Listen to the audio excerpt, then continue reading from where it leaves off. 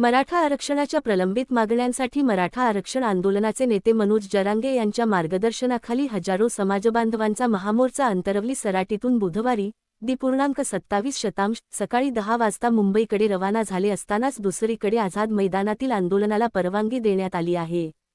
फक्त एका दिवसासाठी संध्याकाळी 6 वाजेपर्यंत ही परवानगी देण्यात आली आहे. मराठा आरक्षणाच्या मागणीसाठी ऐन गणेशोत्सवात जरांगे यांनी मुंबईत येऊन आंदोलन करण्याचा इशारा दिल्याच्या पार्श्वभूमीवर मुंबई हायकोर्टात 2 याचिका दाखल झाल्या आहेत. यातील पहिली याचिका एमी फाउंडेशनचे अनिलकुमार मिश्रा तर दुसरी याचिका वकील गुणरत्न सदावर्ते यांनी दाखल केली होती. या दोन्ही याचिकांच्या माध्यमातून जरांगेंच्या आझाद मैदानावरील उपोषणाला विरोध करण्यात आला होता. मंगळवारी हायकोर्टाने मनोज जरांगे पाटील यांना मुंबईतील आझाद मैदानावर उपोषणासाठी परवानगी नाकारत नवी मुंबई किंवा खारघर येथे उपोषणासाठी पर्याय दिला होता.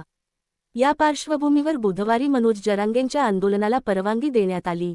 ध्वनिक्षेपक आणि इतर आवश्यक परवानग्या घ्याव्या लागणार असून गणेश विसर्जनाशिवाय रहदारीला अडथळा ठरणार नाही याची खबरदारी जरांगेंना घ्यावी लागणार आहे.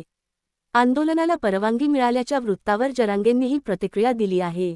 मुंबईत आंदोलनाला परवानगी दिल्याबद्दल धन्यवाद.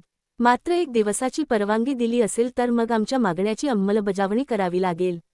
निर्णय काय झाला ते वाचून शिवनेरीवर पुढील निर्णय घेणार, अशी त्यांनी दिली.